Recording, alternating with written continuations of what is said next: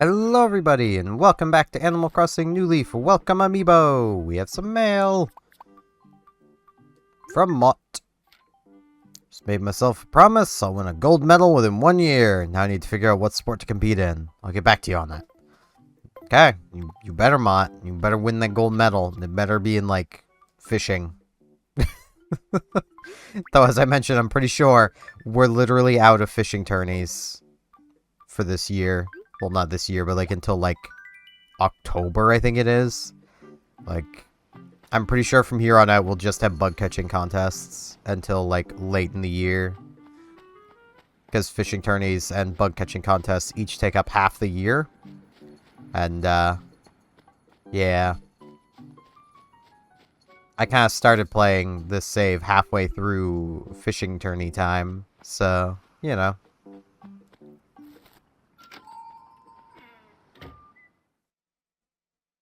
Man, just trying to think of things to, like, talk about, like...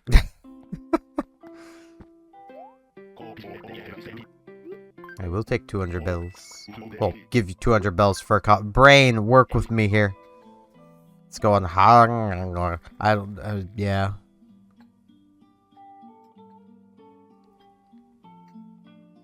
I've got some exciting things going on, I just don't want to talk about them on video yet.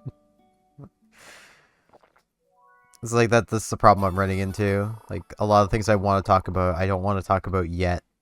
So.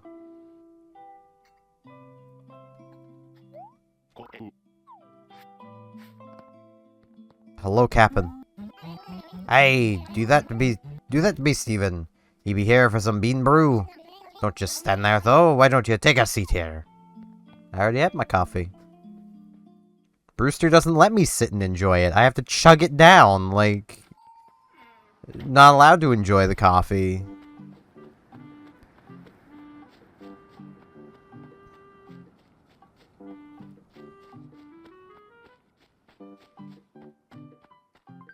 I need my shovel. Which is incredibly out of position. Oh, well, not really, I guess, but... There we go.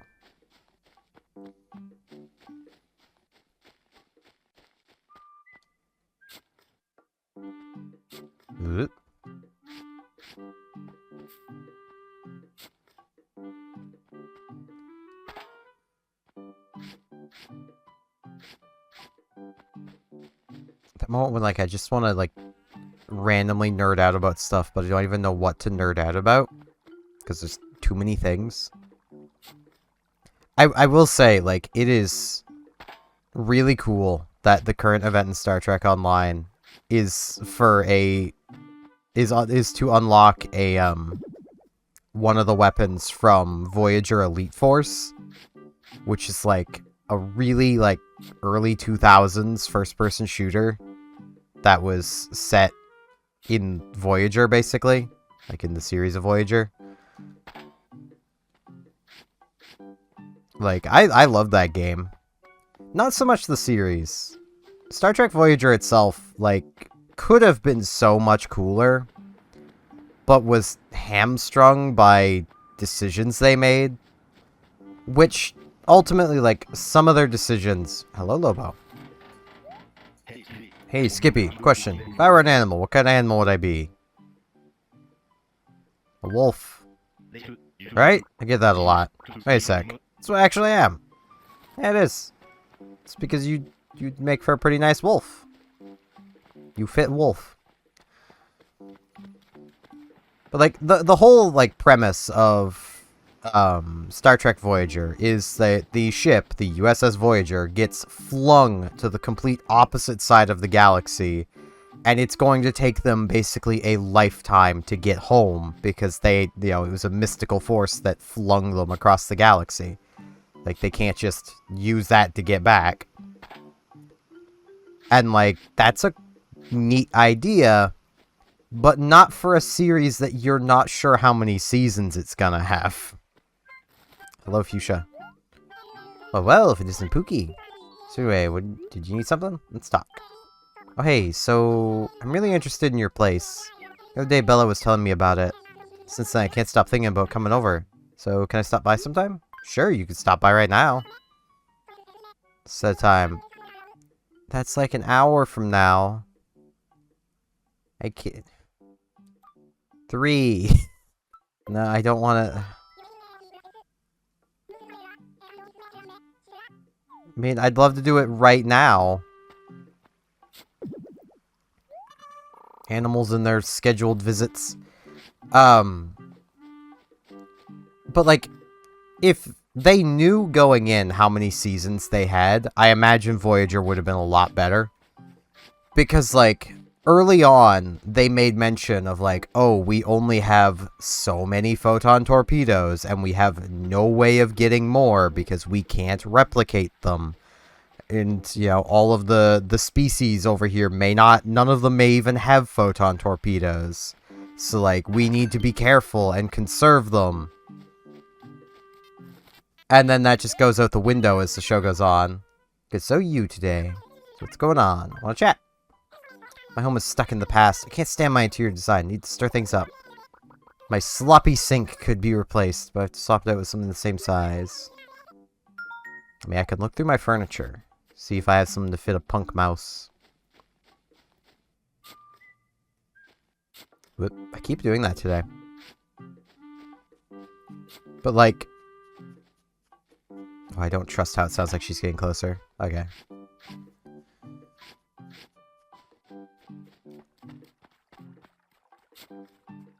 But like, the fact that that just went out the window, like, you know. And also, like, oh man, we're really far from a dry dock, so like, any damage our ship takes is basically permanent damage. Except that only actually happened in the episode, Year of Hell. It was a multi-part episode, but like the Year of Hell arc. Like, that was the only time damage ever stuck to Voyager, and it was only for that short story, basically. And the premise of that episode was basically everything got reset at the end. So, like, it's, you know, if the entire show had been Year of Hell, that would have been an amazing series. But I also do understand that it wasn't that because they didn't know how many seasons they were going to have. Because, I mean, it's Star Trek. Like, they could have easily had, like, a couple, you know, like a decade worth of seasons.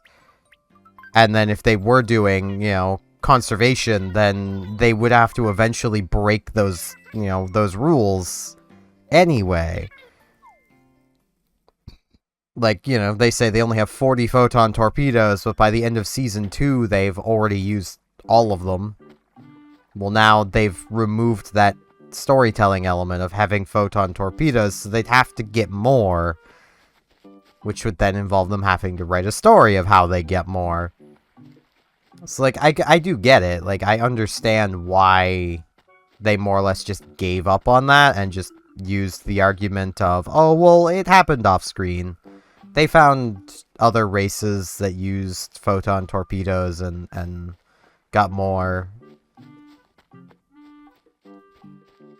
Though also Star Trek itself is very much a series that, like, okay. They're trapped on the complete opposite side of the galaxy. In an Intrepid-class ship. A ship that, if I remember correctly, can reach, momentarily anyway, but can reach, like, speeds like warp 9.9 something. Now, on the speed scale, warp 10 is infinite. Warp 10 is as literally, you know, impossible speeds. The Borg somehow go warp 10 and then go beyond warp 10. Even though it was stated that warp 10 was infinite speed. But, you know. But they basically use the argument of, oh, we can't get home because it's so far away. It's like, well, time out. Go to warp. Like, it shouldn't be that difficult.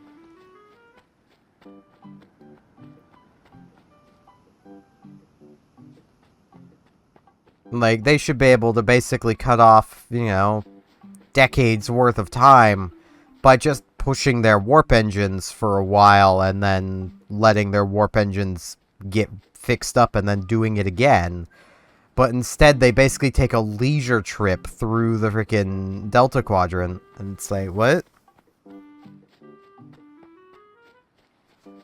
Like, don't you guys want to get home? Like...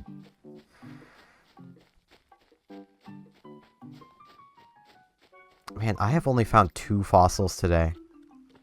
Oh, there's one. I said to complain about it.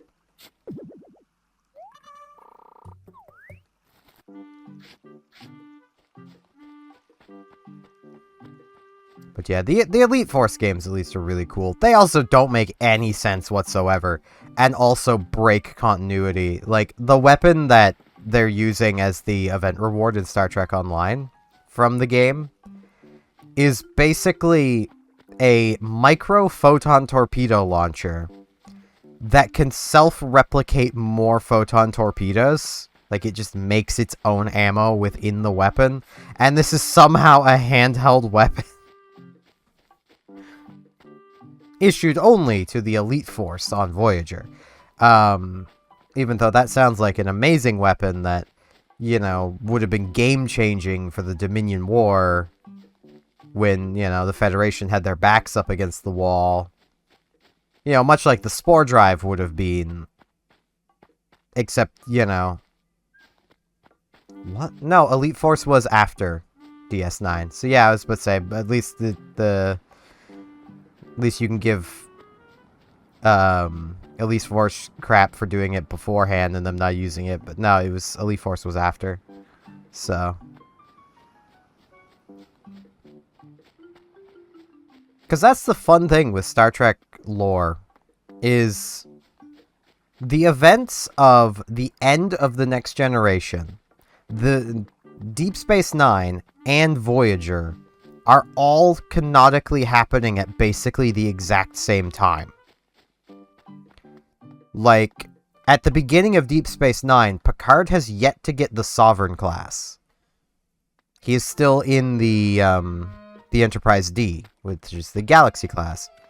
Rory! Jesus Christ, man, just move back in! You know you want to, my man! You're always in the city! Is this like a bug? Like, he's always here!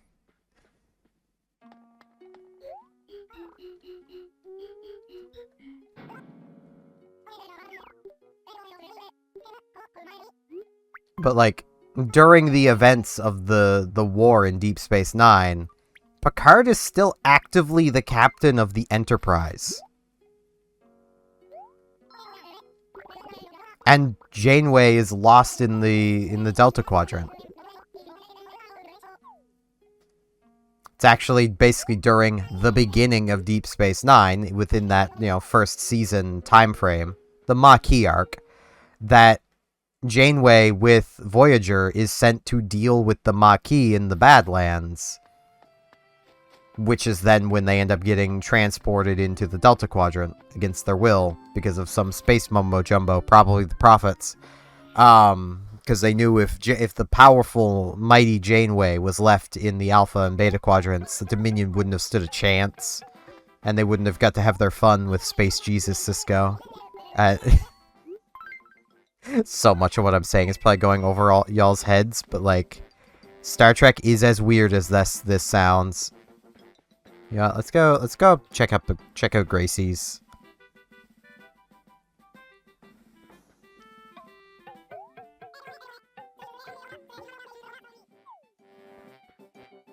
I also want to check this stuff out.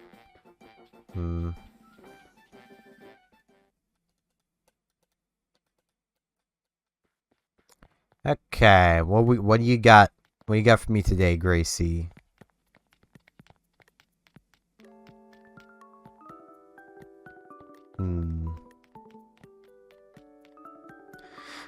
Not gonna lie, I kinda want both of these dresses, but I can't wear them both at the same time. I also kinda want to go to a more traditional-esque outfit. So... I want these pants. Give me the two-tone pants. What's the price? Sold. And then I will buy this one. How much is it? Spending so much money on this stuff, but that's how Gracie's works.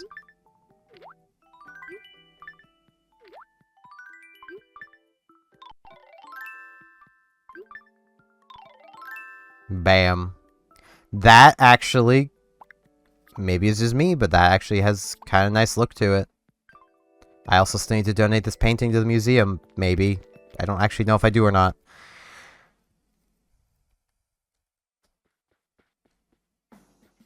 And I already know that, like, somebody watching is going, no, put the dress back on. No, buy the dresses. Do it, you coward.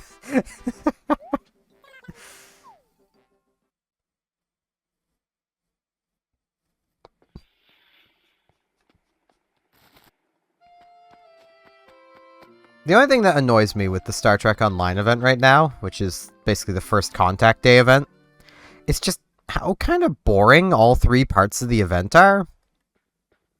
Because, like, there's a patrol where, I mean, it's, once you've done it a couple times, it's very boring. It's also ground combat, which is boring. Okay, I already have this painting. Okay, I can just sell it. Then there's two missions, one of which is ground-based, no combat whatsoever. You just gather up the ship parts, launch the rocket. Like, that's just what you do. And then the other one, you're basically fighting off a bunch of synths above Mars. Which, think of them like the Fallout synths. Well, more the Institute synths that have no brains.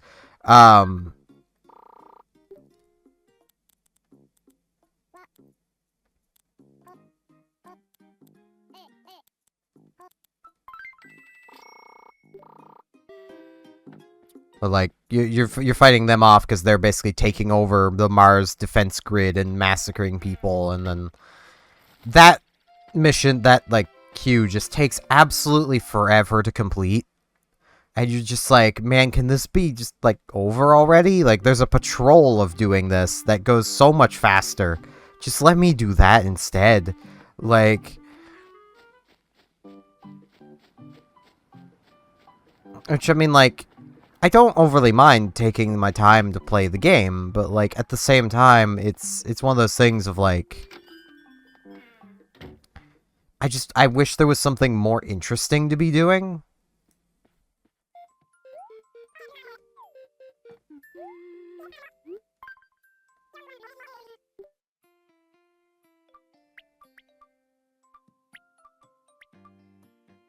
Because, like... I don't know. It's just a bit boring. Like, it'd be really cool if, rather than the patrol we got, which is, like, some, like, temporal mission, and the 7 to 9 voice actress, I forget her name, just sounds completely bored and done with life, and just, like, she doesn't want to be there, and it kind of ruins the patrol, not gonna lie. It makes it feel kind of bad that, like... she just doesn't care.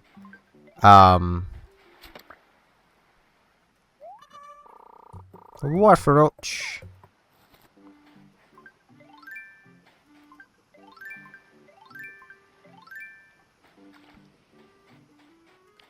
But, like, it'd be really cool if, like, they had adapted, like, one of the missions from Elite Force into a patrol for the event, given that's the reward.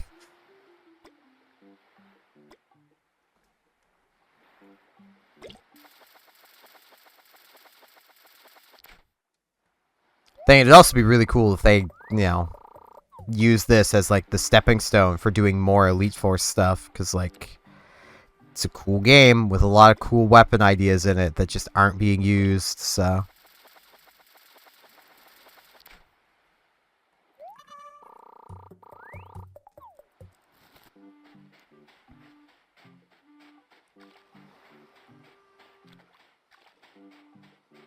And, like, at the very least, my Klingon recruit is going to be swapping to,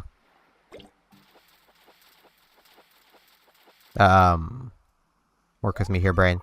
Using the reward as my offhand, which I need to, before I forget to do it, I need to make a temporal recruit. I think it's temporal. It might be Delta. I don't remember. There's another recruit thing going on right now, and I need to actually remember to make one, because I don't have one of it. Because I literally just didn't make any of the recruits when they were first happening. Because, like, my basic thought process was, okay, I enjoy playing my Klingon, who's not a Klingon, my KDF. And, like, why would I want to, do these other recruit factions that basically means I'm not going to be able to play my KDF? And even if I do make them a KDF-aligned character, I still can't do what I like to do because I don't have all of the stuff required. It's like, Because, like, even playing my my Klingon recruit, like... I've definitely had moments where I'm like, man, I wish I was just flying my carrier right now.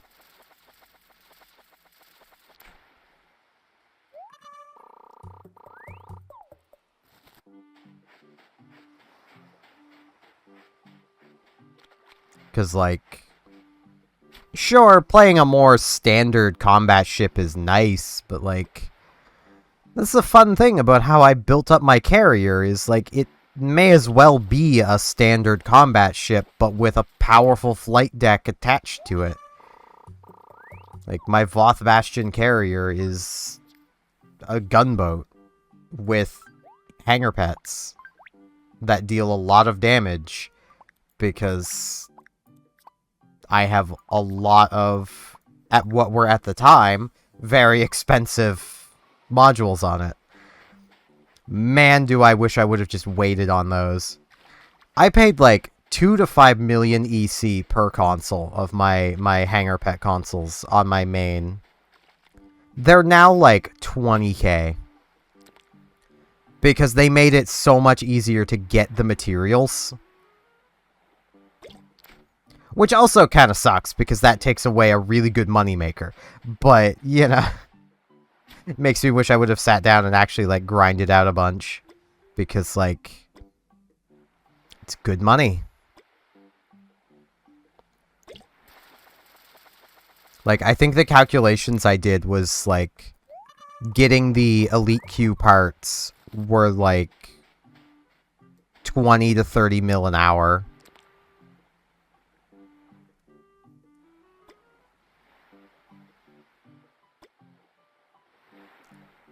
Like, it was some ridiculous amount like that, anyway. It's how I afforded to buy my main, like, an entire bridge crew of, Watchers, which are, in my opinion, the best non-Romulan bridge officer, because the whole, like, okay. I feel like I haven't shit on Star Trek Online enough, so I'm gonna shit on it a bit here. The game has been massively, like, ruined by power creep.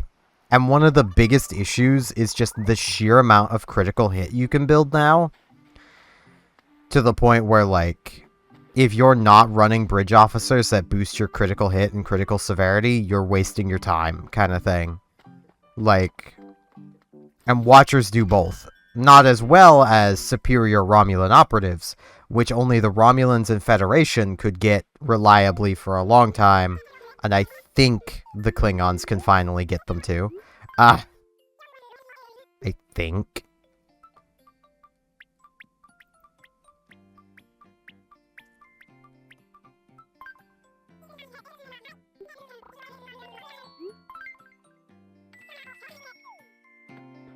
but I honestly don't know. And like, so like it's entirely just like you're chasing critical hits, which is also kind of why carriers aren't as good as just regular gunships for the most part. Because like if you're just running a standard beam boat, you've got, you know, upwards of like a 80 to 90% critical hit rate. You can't get that much crit onto your hanger pets. So your hanger pets aren't going to be critting that often, while you would be. So, which is also why my main, like, I have the carrier consoles, but I also have a good amount of critical hit boosting to the point where my ship itself is critting most of the time. And then, my hanger pets are there as extra damage.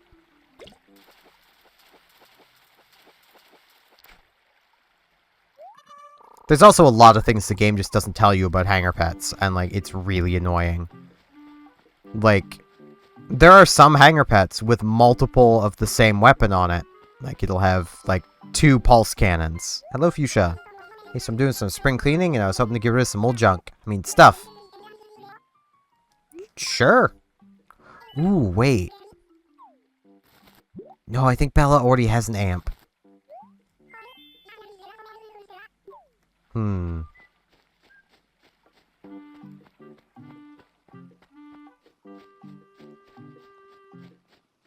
don't even know where Bella is right now. She's somewhere, hiding in the town. If she doesn't have an amp in her house, that would actually be a very fitting gift for her, though.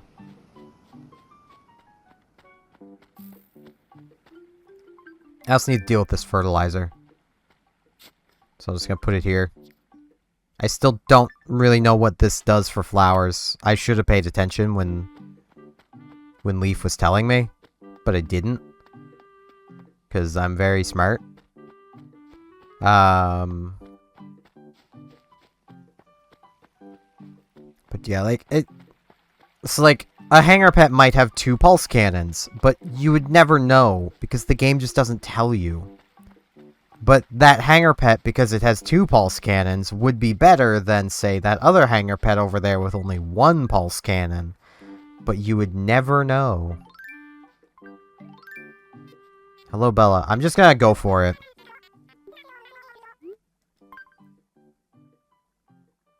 I mean, I could always offer her the fish, but... Amp. Check out my beautiful new amp. Totally perfect. Put it in my room as soon as I get home. Yay!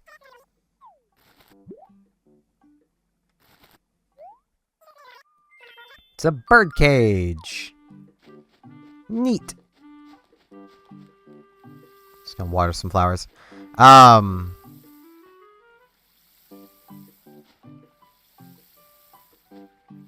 And like that is very much an issue with Star Trek Online that I really wish they would solve, is the power creep issue.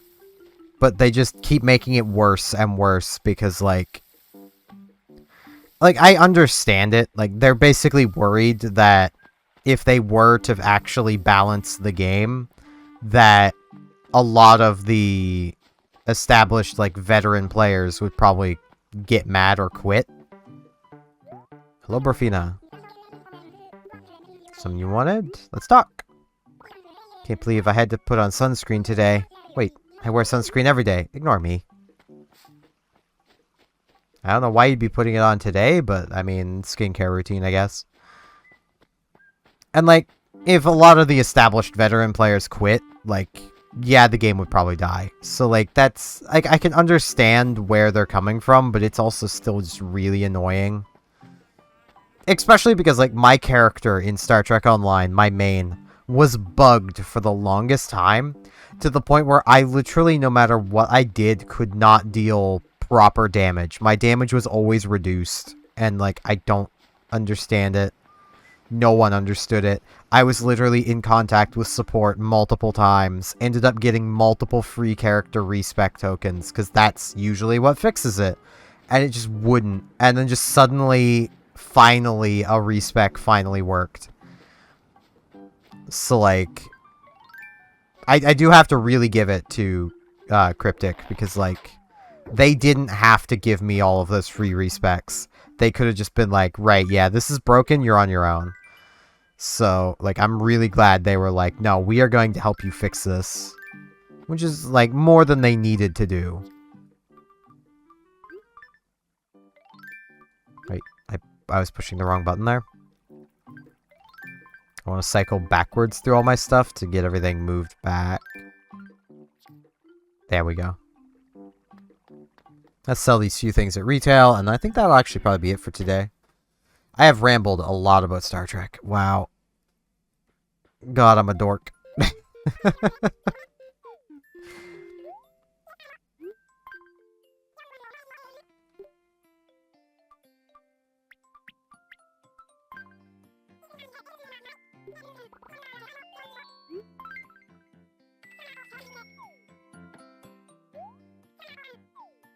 Okay. So we made a decent little chunk of bells today. Paid off a bit of our home loan. Got a new outfit, which I kind of like. I don't really like it as much from behind, but it's not actually that bad from behind either. And also, I do want to say, I'm going to be trying to stream soon. I don't know exactly when, but I want to try to get the Splatfest, so yeah. I don't know, calisthenics. Time to sit on my couch and pretend I'm doing them. Yeah, with that, thank you all very much for watching, and hopefully I see you back here tomorrow for more Animal Crossing New Leaf Welcome Amiibo. See you all then.